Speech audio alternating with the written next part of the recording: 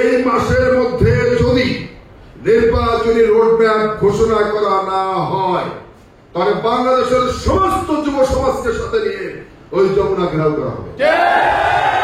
আমরা ইতিমধ্যে বলে দিয়েছি যদি 2500 লোক নিয়ে ওই যমুনা ঘেরাও করে যদি দাবি বাস্তবায়িত হয়, আমরা বিশ্বাস করি জাতীয়তাবাদী স্বেচ্ছাসেবক দল, জাতীয়তাবাদী যুব দল এবং জাতীয়তাবাদী ছাত্র দল 10 লক্ষ মানুষ সমাগম করে যুব সমাজকে সমাগম করে আমরা সেটা বেশি না, আমাদের 2 দিনের বেশি সম্ভব। অতএব নিশ্চিত থাকেন বাংলাদেশের মানুষের ভোটের অধিকার নিয়ে যখনই যে সিনেমিনি খেলছে সেই ইতিহাসের রাস্তা করে নিক্ষিপ্ত হয়েছে। এদের যদি শুভবুদ্ধি উদয় না হয়, যদি দ্রুত নির্বাচনের রোডম্যাপ ঘোষণা না করে, এরা পালানোর রাস্তা পাবে না বাংলাদেশ। ইনশাআল্লাহ আমরা নিজেরা ক্ষমতায় যাওয়ার জন্য আমরা নির্বাচন দিয়ে ক্ষমতায় যেতে চাচ্ছিলাম, আমরা পিছনের দরজা দিয়ে ক্ষমতা যেতে চাচ্ছিলাম না, আমরা জোর করে ক্ষমতা দখল করতে চাচ্ছি না, আমরা মানুষের ভোট নিয়ে ক্ষমতায় যেতে চাই। আর এই মানুষের ভোটের যে ক্ষমতা, এটা নিয়ে সিনেমিনি খেলবে তাদের বিরুদ্ধে আমরা রাজপথে আবারও সোচ্চার হবো ইনশাআল্লাহ। ক্ষমতায় যাওয়ার জন্য করছে না। বিএনপি এই আন্দোলন সংগ্রাম 17 বছর করেছে, আমরা নির্যাতিত হয়েছি শুধুমাত্র বাংলাদেশের মানুষের ভোটের অধিকার প্রতিষ্ঠা করার জন্য। আমরা বারবার এখনো এই সরকারকে বলছি মানুষের ভোটের অধিকার ফিরিয়ে দেন। তারা কালক্ষেপণ করছে সংস্কারের নামে। আরে ভাই, সংস্কার তো একটা চলমান প্রক্রিয়া, যতদিন এই বাংলাদেশ থাকবে ততদিন তো সংস্কার চলতে থাকবে।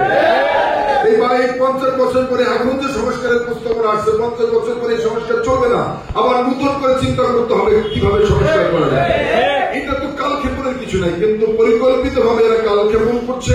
এদেরকে সাংবাদিকরা আপনারা যখন জিজ্ঞেস করেন, যারা এই সরকারটিকে পরিচালনা করছে তাদের যখন জিজ্ঞেস করেন যে নির্বাচন দেন না কেন, ওরা তখন উত্তর দেয় সাবলীল ভাবে, আরে ভাই নির্বাচন দিলে তো বিএনপি ক্ষমতায় আসবে। আমার সংবিধান আমাকে স্বীকৃতি দিয়েছে রাষ্ট্রের মালিক জনগণ, আর রাষ্ট্রের মালিক জনগণ তখনই হয় যখন তার ভোটটি সে তার পছন্দ মতো কোনো ব্যক্তিকে প্রয়োগ করতে পারে। জনগণ তার রাষ্ট্রের মালিকানা ফিরে পায়, কিন্তু এরা এই রাষ্ট্রের মালিকানা নিজেরা ভোট করতে চাচ্ছে। এরা ভোট নিয়ে তালবাহানা করছে সংস্কারের নামে।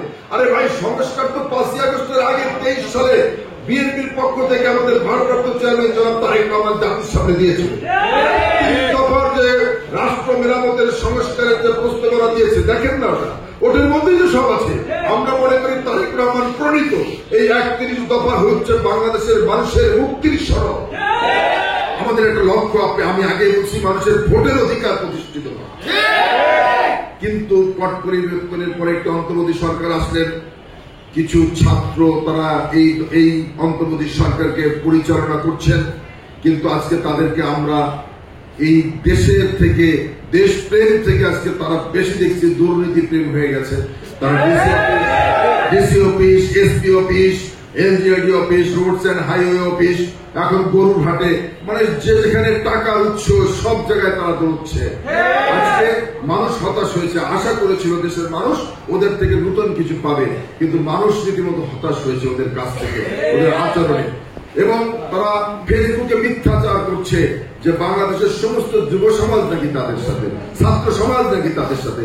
এখন তারা ডাক দিলে নাকি সবাই চলে আসবে রাজপথে, বোকার স্বর্গে বাস করছে। এরা মিথ্যা কথা বলছে। বাংলাদেশের সংখ্যাগরিষ্ঠ যুব সমাজের প্রতিনিধিত্ব করে বিএনপির ভারপ্রাপ্ত চেয়ারম্যান এবং আমাদের সাংগঠনিক অভিভাবক জনাব তারেক।